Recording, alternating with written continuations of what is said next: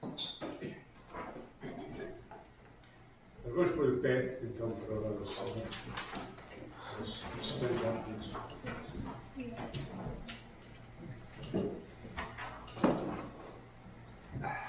Heavenly Father, we rejoice this morning to be in your presence.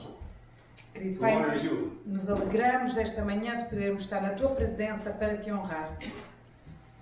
And we thank you for all the blessings you have given to us. E Te agradecemos por todas as bênçãos que Tu nos tens dado.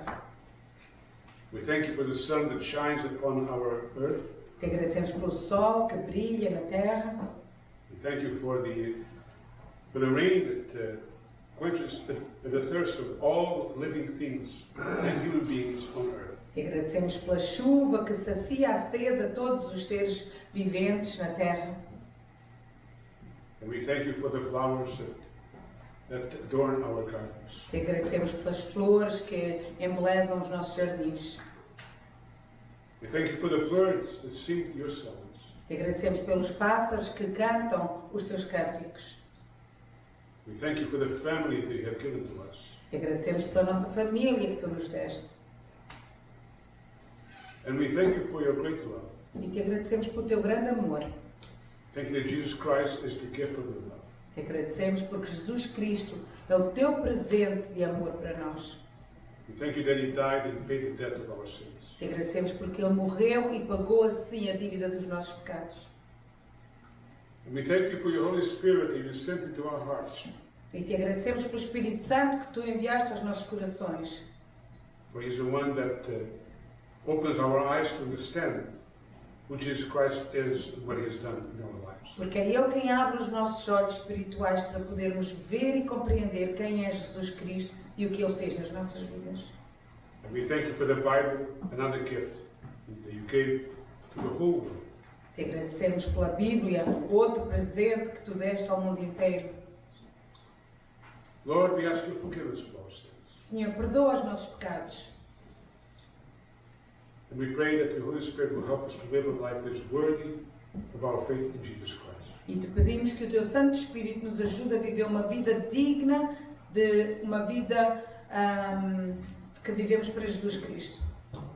We commit into your care those among us who are sick and need your help. Entregamos ao Teu cuidado aqueles do meio de nós que estão doentes, Senhor, que precisam da Tua ajuda.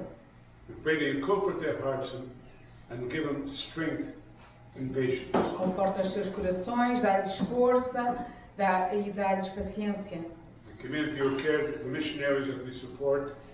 Be with each one of them and encourage them and use them in the ministry. Entregamos ao Teu cuidado os missionários que nós suportamos, Senhor, ajuda-os nos seus ministérios. And help us today to exalt your name in this place. E ajuda-nos hoje a exaltar o Teu nome aqui neste lugar. We ask all this in the name of Jesus. Amen. Tudo isto pedimos em nome de Jesus. Amém.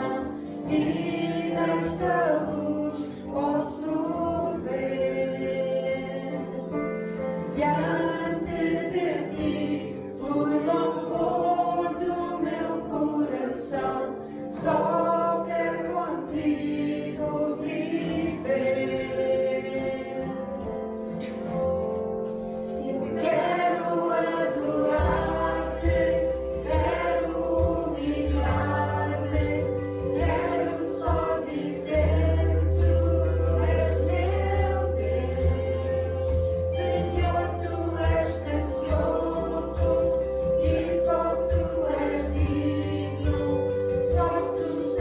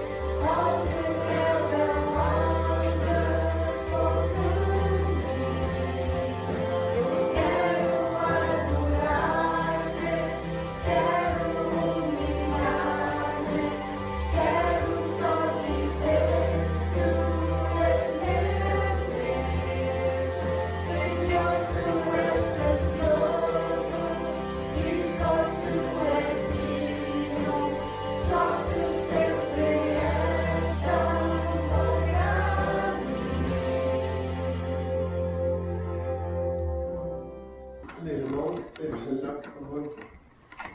E vamos pedir ao irmão Mário para vir fazer a coleta. Portanto, agora então, sendo assim, vamos cantar o hino, o novo nascimento. Chegou a Jesus, a fim de saber o caminho da luz. O Mestre bem claro lhe fez entender que importa renascer, importa renascer, importa renascer. Com voz e família o disse Jesus, importa renascer. Os filhos do mundo escutai ao Senhor, que sempre nos chama com muito amor. E o Senhor nunca cessa em dizer, importa renascer, importa renascer, importa renascer. Com voz e família o disse Jesus, importa renascer.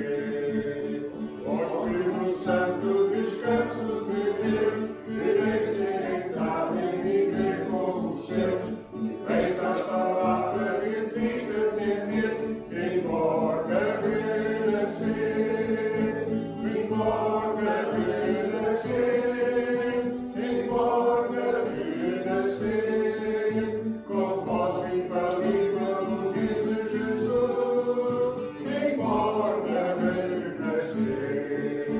Selados no céu desejais encontrar, que tens vossas culpas a Deus confessar. E a ordem de Cristo com fé escolher, importa renascer, importa renascer, importa renascer. Com voz e família o disse Jesus, importa renascer.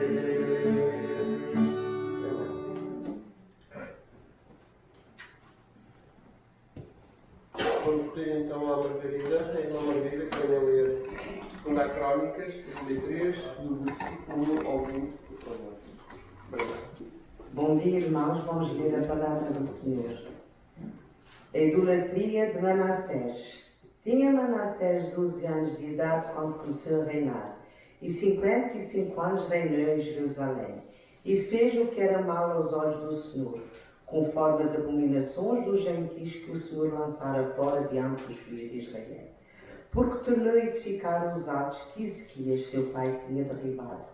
E levantou altares a Belém, e fez bosques, e prostrou-se diante de todo o exército dos céus, e o serviu.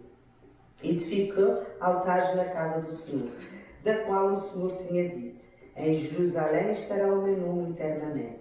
Edificou altares a todo o exército dos céus, em ambos os pátios da casa do Senhor. Fez ele também passar seus filhos pelo fogo, no vale do filho de Enom, e usou de adivinhações e de horrores e de feitiçarias, e consultou adivinhos e encantadores, e fez muitíssimo mal aos olhos do Senhor, para o provocar à ira. Também pôs uma imagem esculpida, o ídolo que tinha feito na casa de Deus, da qual Deus tinha dito a David e a Salomão, seu filho. Nesta casa em Jerusalém que escolhi de todas as tribos de Israel, porei eu o meu nome para sempre, e nunca mais removerei o pé de Israel da terra que destinei a vossos pais, contanto que tenham cuidado de fazer tudo o que eu lhes ordenei, conforme a toda a lei, e estatutos e juízos dados pela mão de Moisés. E Manassés tanto fez errar a Judá e aos moradores de Jerusalém, que fizeram pior do que as nações que o Senhor tinha destruído diante dos filhos de Israel. E falou o Senhor a Manassés e ao seu povo, porém não derem ouvidos. Pelo que o Senhor trouxe sobre eles os príncipes do exército do rei da Assíria, os quais prenderam Manassés entre os espinhais e o amarraram com candeias e o levaram à Babilônia.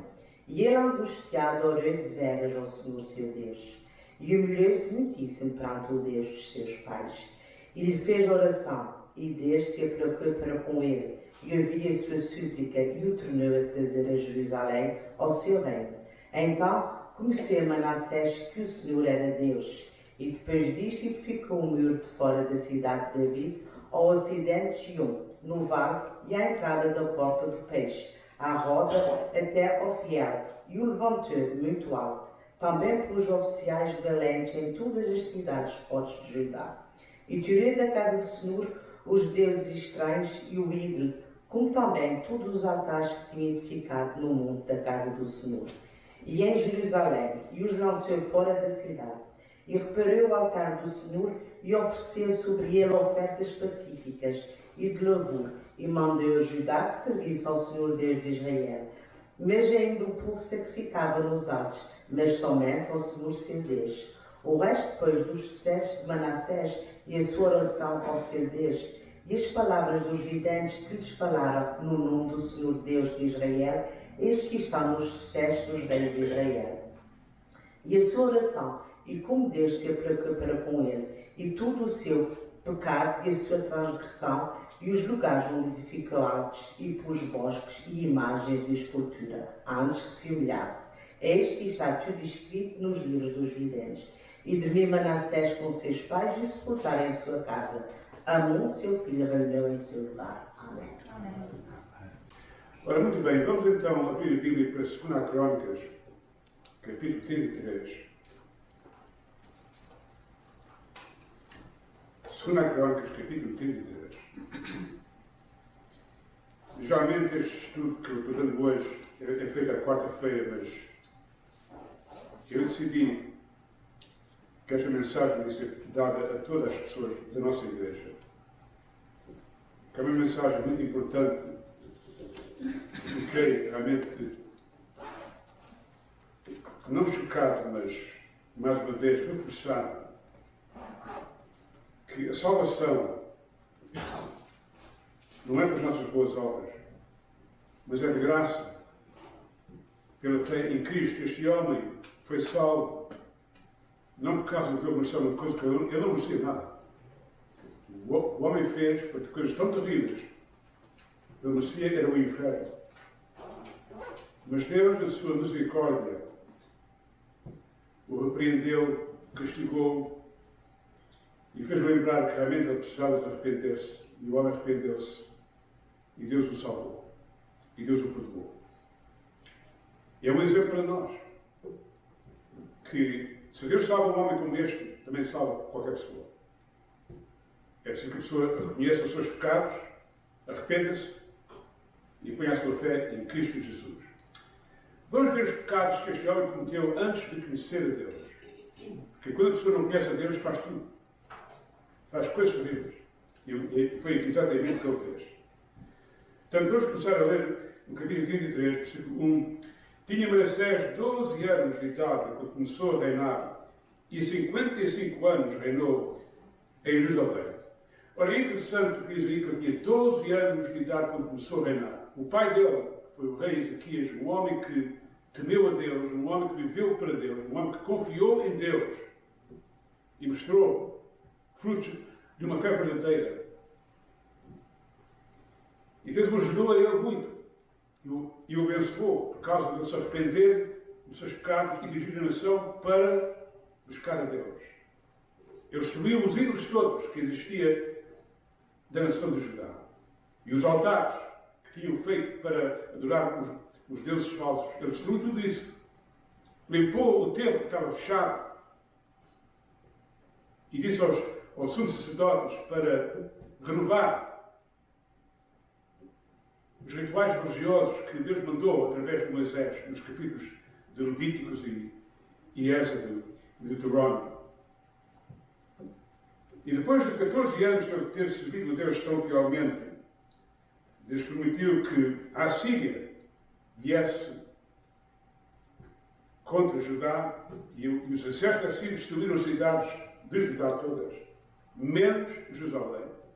E o povo juntou-se dentro da cidade de Jerusalém e o rei da Assíria mandou um exército enorme para cercar a Jerusalém, para conquistar. E começou a blasfemar, dizendo que o Deus de Israel não vai ajudar o rei Ezequias. Que os outros reis das outras nações que adoravam os seus deuses, os deuses deles não ajudaram a eles. Foram conquistados. E o rei Ezequias estava estava doido, confiando em Deus. E Deus no céu ouviu aquela blasfémia toda e disse ao rei Ezequiel, através do profeta Isaías: o rei da Assíria não vai entrar nesta cidade. Tenho certeza. Eu vou te ajudar. E sabe, queridos irmãos, nós lemos na Bíblia que numa noite Deus trouxe uma praga tão grande que o exército todo que estava à volta da cidade de Jerusalém morreu naquela noite. E o rei da Assíria voltou para a sua terra e morreu lá. Mas não conquistou a cidade de Jerusalém. E depois deste grande milagre que Deus fez ao rei Ezequias ficou muito doente até à morte. E Deus mandou o profeta Isaías ter com ele e disse assim: olha, prepara-te, vais morrer. E o rei Ezequias começou a pensar: mas eu vou morrer, então eu tenho de servir a Deus tão fielmente. Tenho confiado em Deus.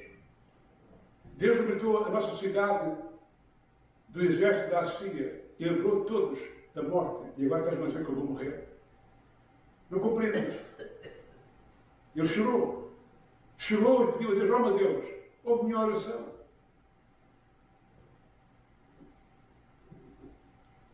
E Deus, na sua misericórdia, embora sabia perfeitamente que o filho dele havia fazer coisas terríveis, e para ele não ter esse filho, Deus queria a Deus: vais morrer. Mas o rei Ezequias não compreendia isso. Não sabia o futuro. Deus sabia, mas ele não sabia.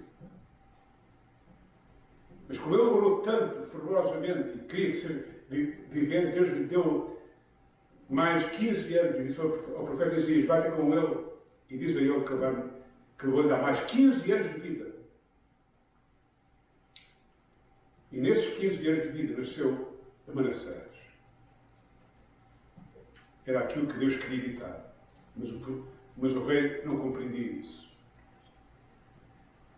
Deus sabia perfeitamente o mal que aquele homem ia fazer. Irmãos, isto ensina a mim uma lição. Às vezes coisas acontecem na nossa vida que nós não compreendemos. Mas devemos confiar em Deus, embora a gente não compreenda as coisas.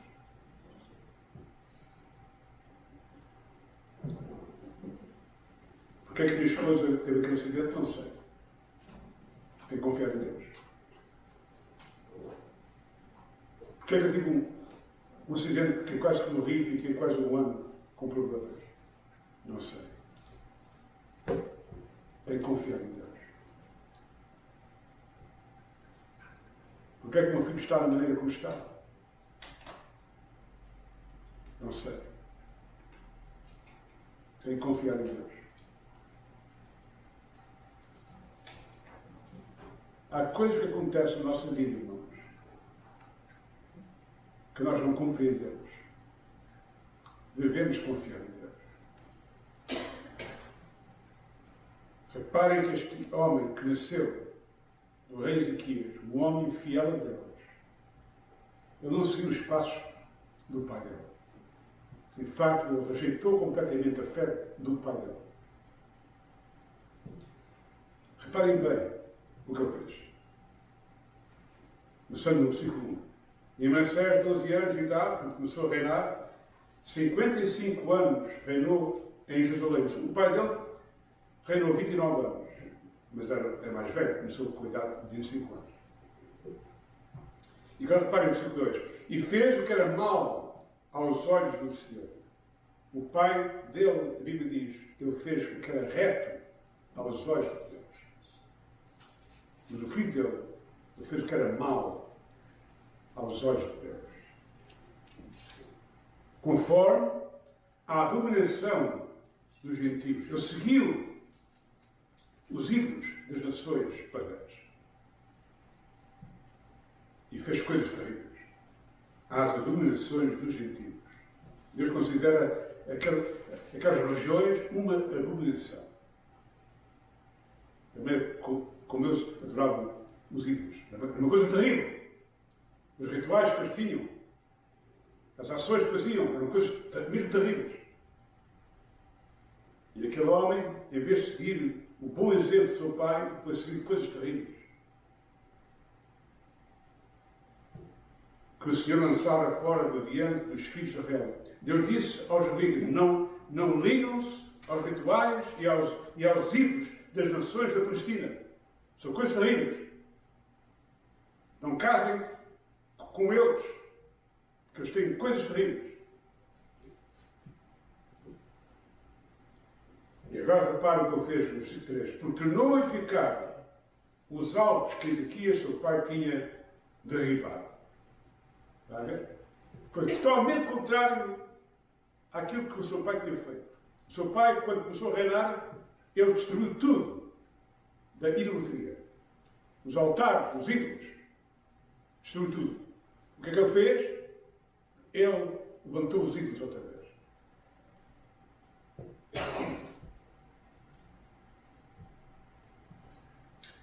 E levantou altares aos bailarins e aos filhos, fez buscas. O pai dele tinha destruído tudo, dos altares aos ídolos, ele levantou os altares também. E temos buscas para adorar os ídolos. E prostrou-se diante de todo o exército dos céus e o serviu. E ajoelhou-se diante daqueles altares, adorando os ídolos falsos. O seu pai não fazia isso. O seu pai só adorava o Deus de Israel, o Deus verdadeiro. Se você fosse à Grécia, irmãos, naquele tempo, eles adoravam o sol, a lua, os planetas, as estrelas, as montanhas, os mares. Eles não adoravam a Deus, adoravam as coisas que Deus fez. Se você fosse ao Egito, adoravam as forças da natureza, não adoravam a Deus, adoravam o rio Nilo, e o vento, os raios. Em vez de adorar o Deus que fez os raios, adoravam os raios. Em vez de adorar a Deus, adoravam o rio Nilo que Deus fez. Se você fosse a Roma, eu segui o exemplo também da Grécia, é a mesma coisa. Adoravam os elementos da natureza, não a Deus. Se você fosse à Babilónia, a mesma coisa. A Nínive, a mesma coisa. A única nação que adorava o Deus verdadeiro era a nação de Israel. A minoria, não a maioria. A minoria. E este homem, em vez de adorar o Deus verdadeiro, esvalhava-se de uma estátua feita pelos homens, estava morta. Tem olhos que não veem, tem boca que não falam, tem ouvidos que não ouvem, tem uma cabeça e não pensa, e esvalhava-se daquela estátua pedindo ao vosso Senhor. É o que as pessoas fazem nos nossos dias, irmãos. Adoram ídolos.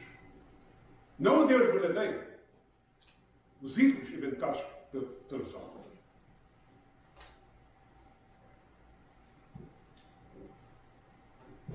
E fez buscas e prostrou-se diante de todo o exército dos céus e o serviu. E serviu os ídolos. Fazia os rituais abomináveis inventados pelos homens. Seguiu as ideias do mundo. A Bíblia diz: não veio do mundo, nem o que o mundo há, pois o homem seguia tudo o que o mundo fazia. E ficou altares, reparem, na casa do Senhor. Em vez de adorar a Deus no altar que Deus tinha dito para estar diante do templo, ele pôs o altar de Deus para fora e fez agora altares aos ídolos e pôs os altares ali, diante da casa de Deus. E ficou os altares na casa do Senhor, do qual o Senhor havia dito, em Jerusalém, e está o meu nome eternamente, e ficou altar a todo o exército dos céus, em ambos os pátios da casa do Senhor. Em todo o lugar que estava ali à roda do templo de Deus, ele pôs altares aos ídolos das outras nações. O pai dele ficaria envergonhado e choraria de choro se visse um filho deles a fazer aquilo. Fez ele também passar, reparem, seus filhos pelo fogo, porque nos rituais de alguns dos ídolos que ele adorava, um ritual era que a pessoa que estava adorando esse ídolo tinha que pôr o seu próprio filho no altar e queimar o vinho. E o homem queimou os seus filhos no altar, adorando os ídolos. E Deus no céu vê tudo isto.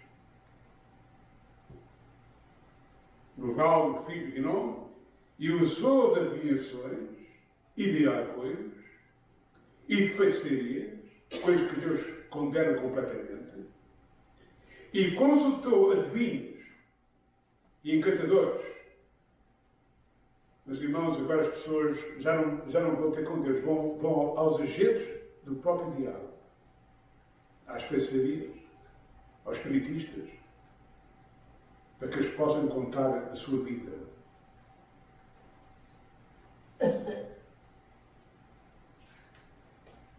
Se você abre a porta ao diabo, o diabo ataca você. Há pessoas que têm demónios atrás deles, irmãos.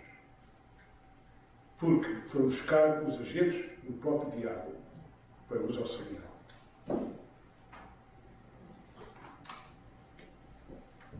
Já tenho tido contato com pessoas dessas. Andam sendo oprimidas pelos próprios demónios. Porquê? Porque em vez de buscarem a Deus, foram buscar as feiticeiras, as bruxas, os espiritistas. Há pessoas que vão ver o jornal, que é o horoscópio, para ver qual é a sua vida. Em vez de ler a Bíblia, vão ao horoscópio para saber a sua vida. E fez muitíssimos mal aos olhos do Senhor, para provocar a ira. Deus estava completamente irado com aquele homem. Deus sabia, quando disse ao rei, disse aqui, vais morrer, prepara. Mas o homem não queria morrer. Deus sabia perfeitamente o que é que havia de acontecer. Também pôs uma imagem, escultura, esculpida, um ídolo, que tinha feito na casa de Deus. Repara, ele fez um ídolo e meteu dentro do templo um ídolo, para contaminar o templo de Deus. O homem não temia nada a Deus. Da qual Deus tinha dito da vida de Salomão, seu filho nesta casa em Jerusalém, que escolhi de todas as tribos de Israel, porém eu o meu nome para sempre, e nunca mais removerei o pé de Israel da terra que destinei a vossos pais, contanto que tenham cuidado de fazer tudo o que eu lhe ordenei, conforme a toda a lei, estatutos e juízos dados pela mão de Moisés, que tal como sempre a lei. Se guardares os meus mandamentos, eu vou te ajudar. Mas se tu não guardares os meus mandamentos, eu vou-te castigar. Qual é o primeiro mandamento da lei, irmãos? Não terás os deuses diante de ti. Não farás para quê? Para ti imagens de escultura, nem alguma semelhança do que há em cima no céu, nem na terra, nem nas águas debaixo da terra. Não te curvarás a elas, nem as servirás. Está a ver? Este é o primeiro mandamento. O homem desobedeceu completamente ao mandamento de Deus. Até foi meter uma estátua do seu próprio ídolo dentro da casa de Deus.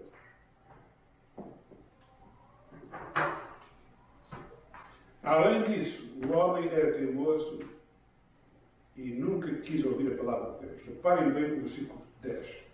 E falou o Senhor a Moisés, a Manassés, e ao seu povo, porém não deram ouvidos. Deus mandou os profetas para avisá-lo. Isto é contra a palavra de Deus. Mas estás pecando contra Deus. E o homem riu-se dos profetas. Ignorou completamente a palavra de Deus. Nos nossos dias, as pessoas riem-se da palavra de Deus. Eles não se interessam nos mandamentos de Deus. O nosso governo do Canadá e outros governos de outros países revoltaram-se contra Deus e puseram leis que são contra a palavra de Deus. E agora quer castigar os pastores que pregam a palavra de Deus. Não gostam da verdade, preferem a mentira. É o que acontece quando a pessoa não segue a Deus. Quando não teme a Deus. Quando não tem Cristo na sua vida, faz coisas terríveis, irmãos. E até põe leis contra a palavra de Deus. Eu sei que o Canadá tem problemas sérios, irmãos. Mas posso dizer a vós, o Canadá, os líderes do Canadá têm se desviado completamente de Deus. E Deus no céu está dentro de tudo. Deus ficou zangado com este rei. Ficou zangado contra a nação de Judá. Porque em vez de adorar a Deus, adoravam os ídolos. E sabe que vemos aqui que Deus castigou este homem severamente por aquilo que ele fez. E castigou a própria nação. Por causa disso, reparem que lemos no versículo 11. Pelo que o Senhor trouxe sobre eles os príncipes dos exércitos do rei da Assíria, os quais prenderam Manassés entre os espinhais e o amarraram com cadeias e o levaram a Babilónia. Imaginem este rei que tinha adorando os seus ídolos, pedindo auxílio a eles. Aqueles ídolos têm ouvidos, mas não ouvem, têm olhos, não veem, têm boca, não falam, têm uma cabeça, não pensam, estão mortos. E ele ali ajoelhar-se dentro dos ídolos, pedindo auxílio a eles. E os ídolos nada fizeram. E a Assíria entrou dentro da cidade de Jerusalém, conquistou esta cidade, milhares de pessoas morreram, e ele foi levado em cadeias para a Babilónia. Tiraram-lhe o trono. O pai dele foi cercado com um exército enorme da Assíria e Deus o protegeu. E não permitiu que a Assíria entrasse lá dentro. Mas este filho moveu-se completamente da fé de seu pai. Adorou os ídolos por vários anos. Levou a nação a coisas terríveis. E agora, esta vez, quando o exército da Assíria foi lá, esta vez não houve auxílio. Entraram na cidade e o tiraram fora do seu trono, levaram-no como escravo para a terra da Babilónia. Ele foi castigado. E sabe, meus irmãos, e eu acho isto muito interessante, é que Deus castigou este homem. Ele podia morrer naquele dia, mas Deus não permitiu que ele morresse. Deus castigou severamente para abrir os olhos dele, para lhe mostrar, afinal, o que é que os teus ídolos fizeram para ti, afinal? Serviste-os, queimaste os teus próprios filhos nos altares dos ídolos. O que é que eles fizeram para ti, afinal? Ajudaram-te a ti? Olha para o teu pai, que confiou em mim, e o que fiz para ele. E aquele homem abriu os olhos e compreendeu que, afinal, eu ando muito errado. O meu pai tinha razão. E o homem, quando estava lá, como prisioneiro na cadeia, comendo pão com poucas coisas, ele compreendeu, eu andei muito errado. Eu vou voltar para o Deus do meu pai. E orou a Deus. E pediu perdão. E Deus no céu viu aquele homem todo arrependido, a chorar, pedindo auxílio a Deus. E Deus disse assim, eu vou-te mostrar quem eu sou. E vou-te perdoar. Vou fazer um grande milagre. Tu vais voltar para a tua terra outra vez. Vou tocar no coração dos reis da Assíria para te permitir que tu voltes para a tua terra. Começa a reinar outra vez. Ora, qual é? Nunca eu vi, irmãos, nenhuma nação, depois de ter conquistado outra nação, para dizer à pessoa que estava reinando, volta para a tua terra e reina outra vez. Nunca vi isso. Foi um milagre. E quando aquele homem viu que Deus ouviu a sua oração e fez aquele milagre, ele converteu-se. O homem converteu-se. E compreendeu que grande tolo que eu fui. O que eu fiz errado. É o que lemos aqui. Versículo 13. E fez uma oração a Deus, aplicou para com ele e ouviu a sua súplica e tomou trazer a Jerusalém ao seu reino. Então conheceu Manassés que o Senhor era quem? Era Deus. Agora o conheceu. Veja, os ídolos eram nada. Não me ajudaram nada. Mas este Deus, aquele tinha completamente se desviado e prostrado para fora. Esse Deus é verdadeiro. O Deus do meu Pai é o Deus verdadeiro. Não é os ídolos que eu andava a adorar.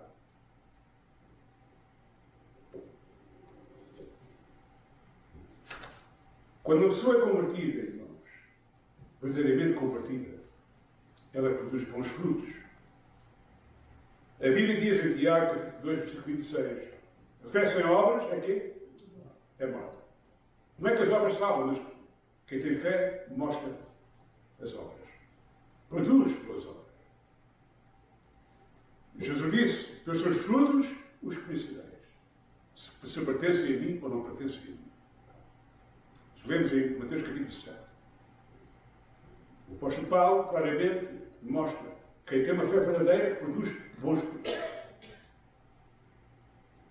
E o homem, depois de converter a Deus e arrepender-se do que tinha feito e compreender que andava completamente errado, a vida dele mudou completamente. Reparem bem o que ele fez depois de se converter. No versículo 14. E depois diz: e ficou o muro de fora da cidade de David, ao ocidente de Guiom, o vale, e à entrada da porta do peixe, e à roda e até ao fel. E levantou muitos altos, também pôs oficiais valentes em todas as cidades fortes de Israel. Ele fortificou completamente a sua nação, tal e qual como o seu pai tinha feito. Ele o fez também lá. Em vez de adorar ídolos, Deus o guiou, fortifica. Versículo 15. E tirou da casa do Senhor os deuses estranhos e o ídolo, como também todos os altares que tinham ficado no monte da casa do Senhor e em Jerusalém, e o lançou fora da cidade. O homem destruiu completamente os ídolos que ele tinha feito no altar que tinha posto e limpou a casa de Deus dos ídolos que ele tinha posto lá. Tal qual como o pai dele fez, ele agora fez também. Limpou o templo e renovou para que os sacerdotes da tribo de Levi servissem a Deus, que eles tinham parado. O homem parou com os rituais que Deus tinha mandado para os fazer. Mas quando se converteu, ele começou outra vez.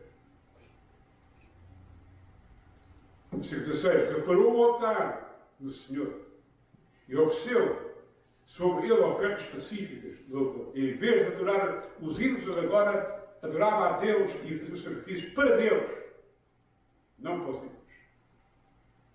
E mandou, reparem, ajudar que servisse ao Senhor, Deus de Israel. E mostrou o exemplo para a nação e disse à nação: sirvam a Deus. Este é o nosso Deus verdadeiro. É Ele que nos auxilia. O resto, depois, os sucessos de Manassés e a sua oração ao seu Deus, e as palavras dos videntes que lhe falaram no nome do Senhor, Deus de Israel, eis que estão nos sucessos dos reis de Israel, e a sua oração, e como Deus se aplicou para com ele, e todo o seu pecado, e a sua transgressão, e os lugares aonde ficou altos, e depois buscos das imagens de escultura, antes que se humilhasse, eis que está tudo escrito nos livros dos videntes, e dormiu Manassés com os seus pais, e sepultaram em sua casa. Amon, seu filho, reinou em seu lugar. Ora, meus queridos irmãos, qual é as lições que Deus quer que a gente aprenda ao examinar a vida deste homem? A primeira lição, queridos irmãos, Todos nós somos pecadores. E ninguém merece a salvação. Este homem não merecia a salvação. Este homem não merecia que Deus o perdoasse. Aquilo que ele fez, matar pessoas inocentes, queimar os seus filhos vivos, adorando os ídolos, contaminando o templo de Deus, falta de temor a Deus, levando a nação inteira a rejeitar a Deus. Ele não merecia a salvação. Ele era um pecador, mas nós também não somos salvadores.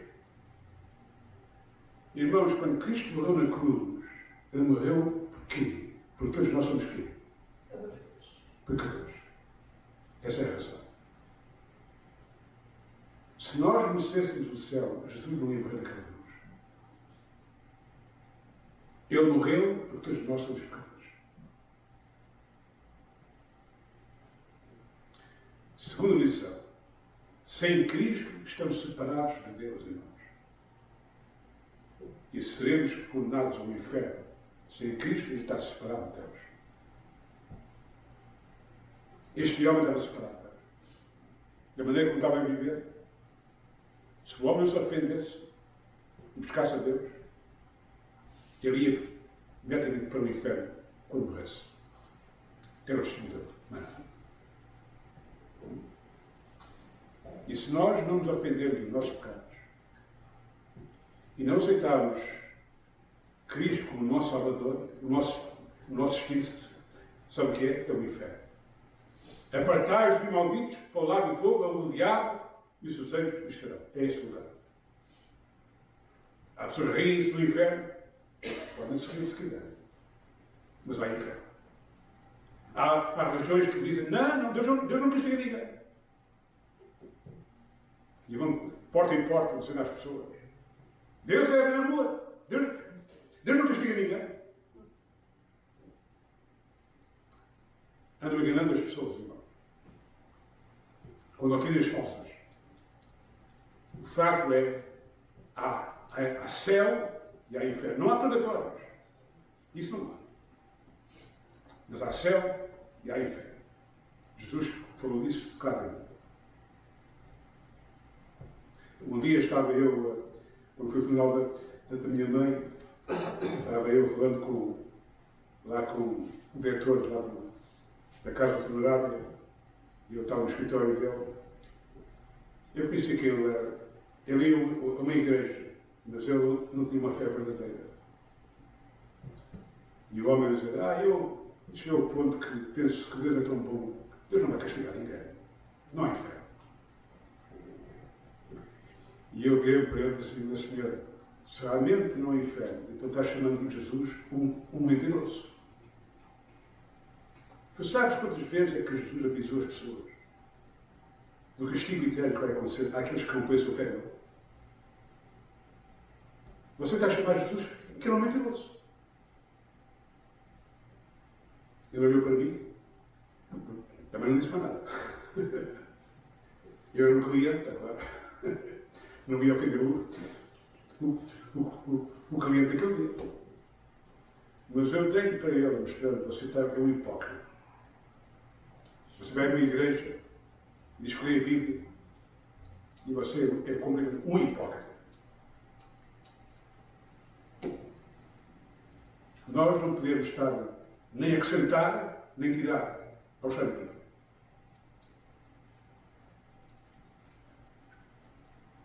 Este homem arrependeu-se, irmãos. E pôs a sua fé em Cristo. E a sua vida mudou. E para a nossa vida mudar, é preciso que a gente realmente se arrependa e ponha a sua fé em Cristo Jesus. Pelos seus frutos, os conhecereis. Ao examinar este homem, irmãos, mostra-me a mim que Deus está pronto a salvar qualquer pecador, até o pior pecador. Esteja acima da terra. Este homem é o pior pecador que a gente pode imaginar. Mas Deus o salvou com um exemplo para nós.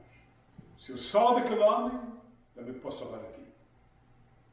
Arrepende-te e põe a tua fé como este homem fez e tu vais ser perdoado e vou-te salvar.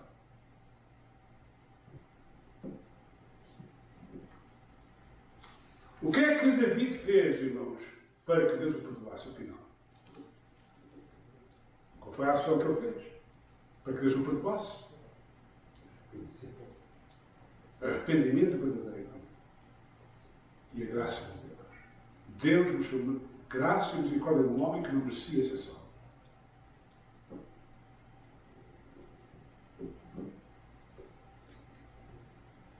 Qual foi aquilo que salvou aquela mulher que estava aos pés de Cristo a chorar? Com lágrimas, toda arrependida. Filha, os teus pecados foram perdoados. A tua fé salva.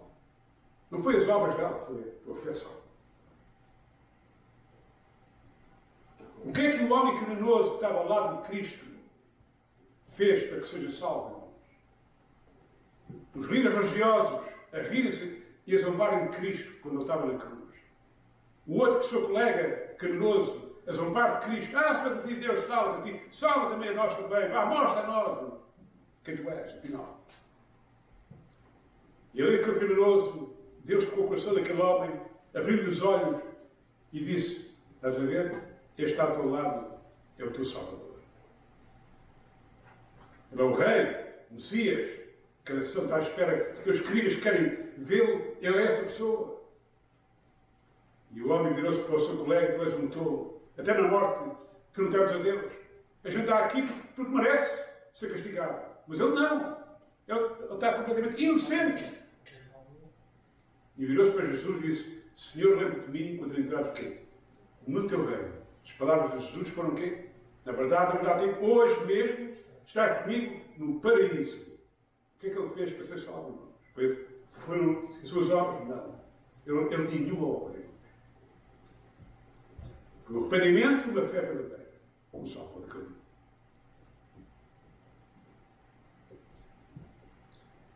O que é que Nicodemos fez para ser salvo? Um homem religioso.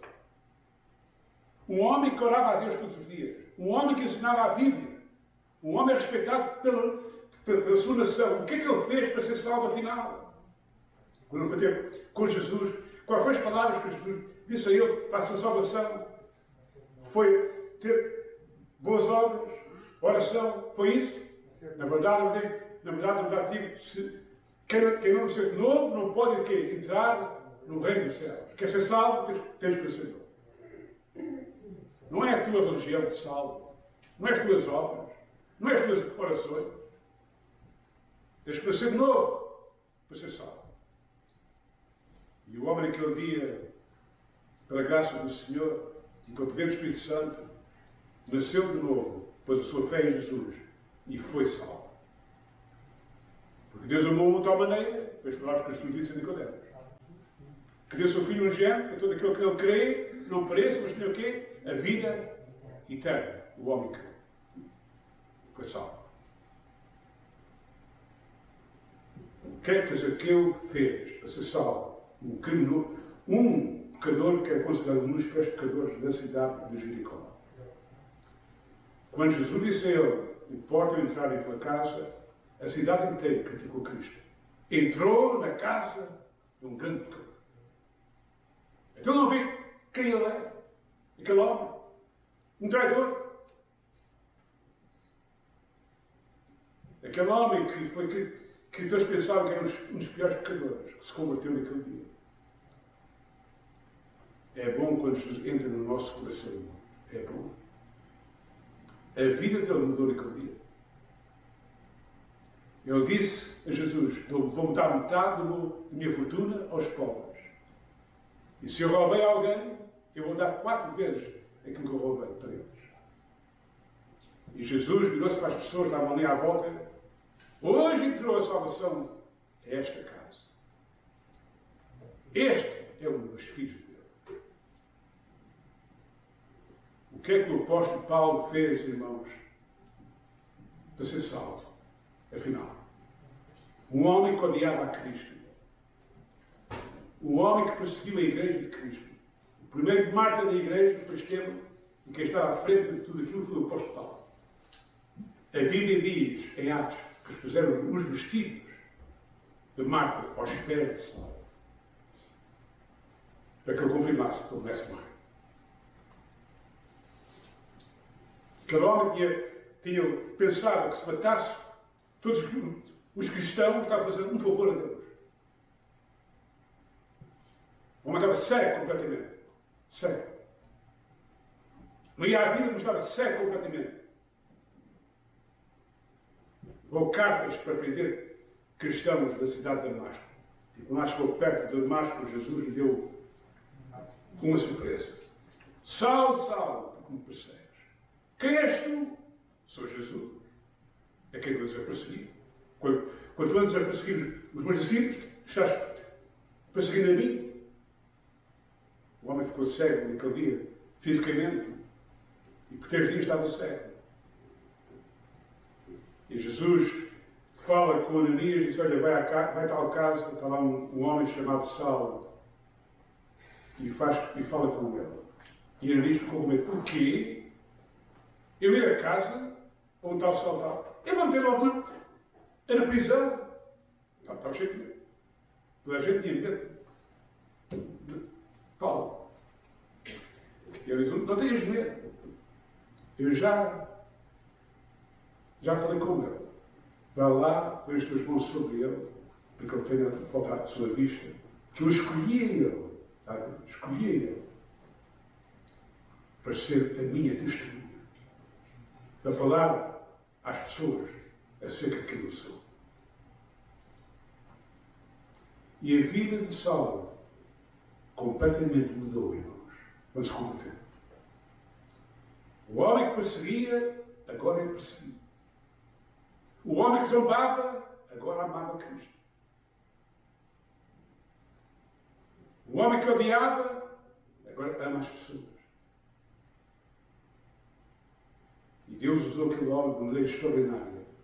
Escreveu 14 cartas, está no Novo Testamento. Plantou igrejas para Cristo. Em várias cidades de Roma. Escreveu em Efésios: bendito seja Deus, nosso Pai, do nosso Senhor Jesus Cristo, o qual nos abençoou com todas as bênçãos espirituais nos lugares celestiais em Cristo Jesus. Um homem está dentro da prisão com concorrentes, escrevendo para os crentes lá fora. Louvado seja Deus, que nos abençoou com tanta bênção.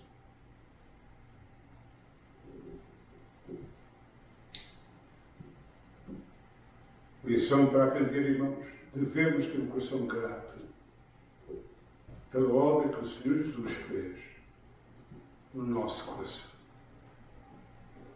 Nós não merecíamos a salvação. Não merecíamos.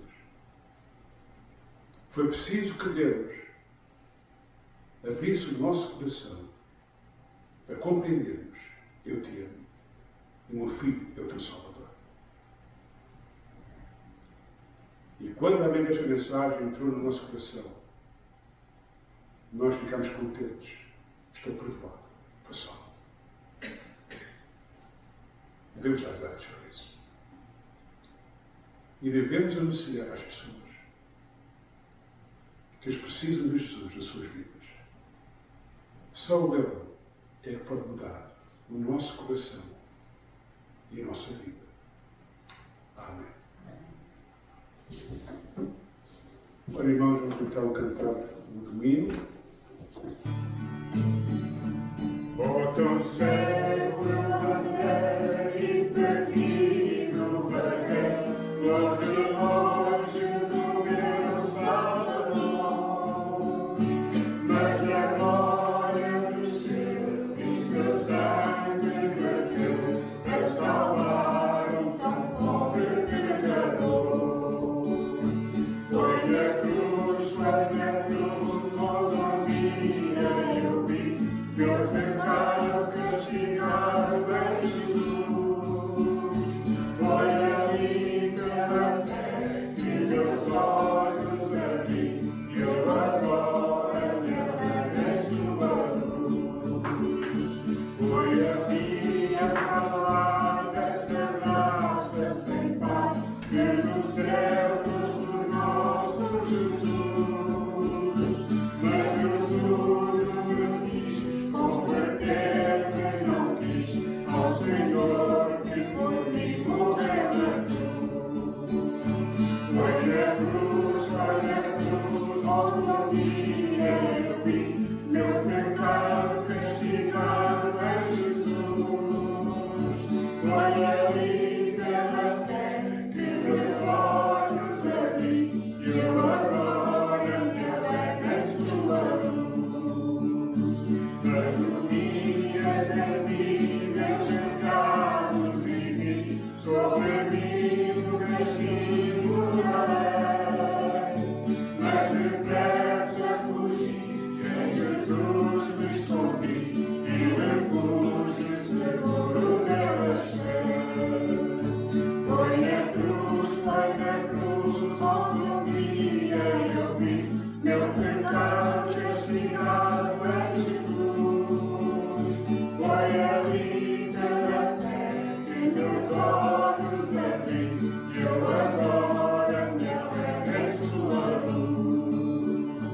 Oh, que grande prazer inundou o meu ser, conhecer esse tão grande amor, que levou-me Jesus a sofrer lá na cruz, para salvar um tão pobre pecador. Foi na cruz, onde um dia eu vi meu pecado castigado em Jesus. Foi ali pela fé que meus olhos abri, e eu agora me alegro em sua luz. Vamos abrir a Bíblia para 1 Coríntios, capítulo 11, do que o Paulo Babel tentava dar-nos. 1 Coríntios, capítulo 11, e começando no versículo 23. Que eu recebi do Senhor, também vos ensinei. O Senhor Jesus, na noite em que foi traído, tomou o pão, e tendo dado graças, o partiu, e disse: tomai e comei, isto é o meu corpo que é partido por vós, fazei isto em memória de mim. Semelhantemente também, depois de cear, tomou o cálice, dizendo: este cálice é o novo testamento no meu sangue, fazei isto todas as vezes que o beberdes, e em memória de mim.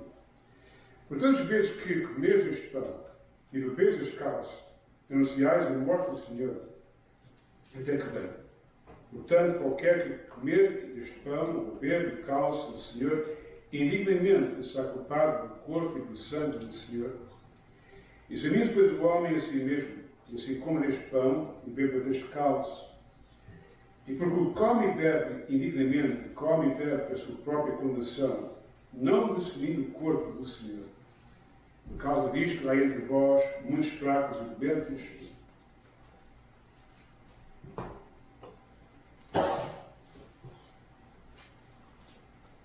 porque se nós nos julgássemos a nós mesmos, versículo 21, não seríamos julgados. Mas quando somos julgados, somos repreendidos pelo Senhor para não sermos condenados com o mundo. Portanto, meus irmãos, quando vos juntais para comer, esperai uns pelos outros. Mas se algum tiver fome, coma em casa, para que vos não junteis para condenação. Quando às demais coisas, ordená-las-ei, quando for. Deus abençoe a sua palavra. Ora, meus queridos irmãos, Deus nos deu 2 rituais para ser cumpridos. Um é o batismo. Se você realmente já aceitou Jesus como seu Salvador e crê realmente que ele é o seu Salvador, então Deus ordena que você seja obediente e dê um testemunho público da sua fé através do batismo. O outro ritual é a Santa Ceia. O pão representa o corpo que Jesus foi crucificado. O castigo que nós merecíamos, ele recebeu o nosso castigo. E o cálice representa um novo testamento, representa um testamento do seu sangue por nós, do conceito da graça. Deve ser feito com amor, com gratidão e com fé. É por isso que para a pessoa realmente tomar a Santa Ceia é preciso ter fé em Cristo.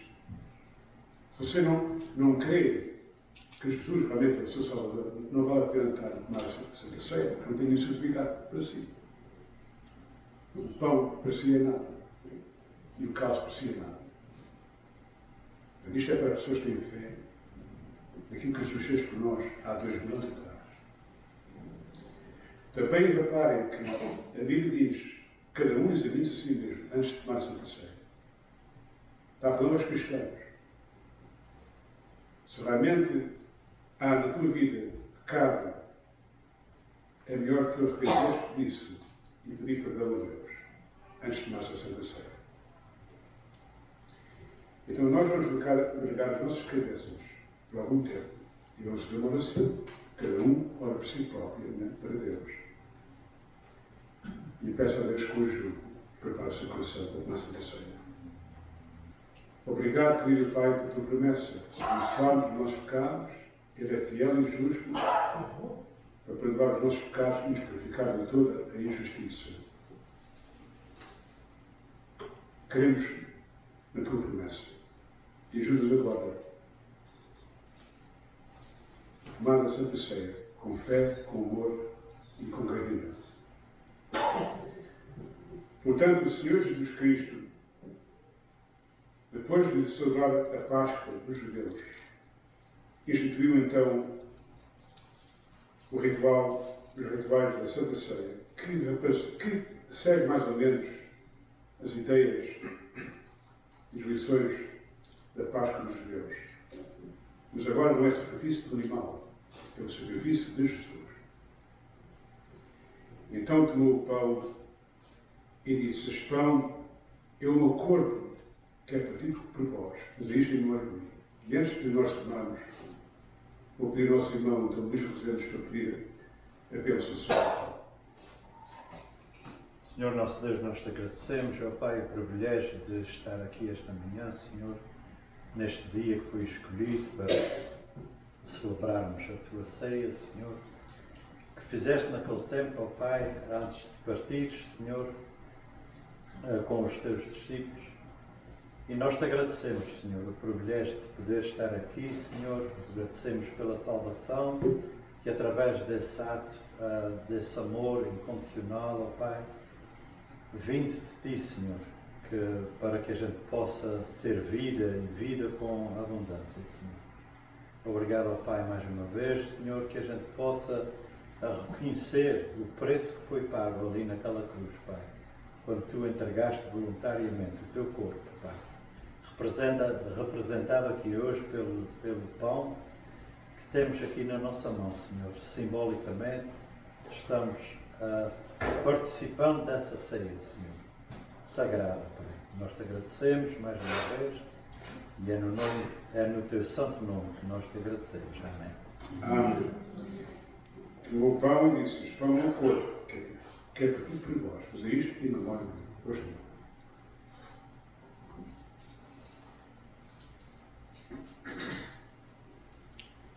Então tomou o cálice. Disse que o cálice é o novo testamento do meu sangue. O Velho Testamento era o sangue de um cordeiro. E ainda hoje os judeus fazem quando celebram a Páscoa, que representa a salvação que Deus fez para eles na terra do Egito quando eram escravos. Deus libertou dessa escravidão. Mas Cristo veio para nos libertar da escravidão, não física, mas espiritual, do poder do diabo e do nosso pecado. E este cálice representa o sangue do Novo Testamento, o conceito da graça, não o conceito da lei, o conceito da graça. Vou pedir ao Mário para pedir a bênção sobre o cálice. Heavenly Father, we again thank you for the privilege to be in your house to listen to your word and partake in the Lord's Supper. But more importantly, Heavenly Father, we thank you for you sending your Son, Jesus Christ, to die on that cross, shedding his blood for our sins, even though we are not worthy. As we're about to take this cup, Heavenly Father, we do it in reverence and with a grateful heart, knowing that only your blood can cleanse us and restore us. this we ask in your precious name. Amém. Então o Senhor Jesus tomou o cálice e disse: este cálice é um novo testamento no sangue.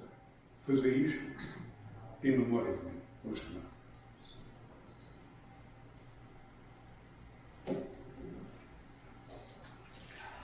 Agora vou pedir então a Natália para vir à frente.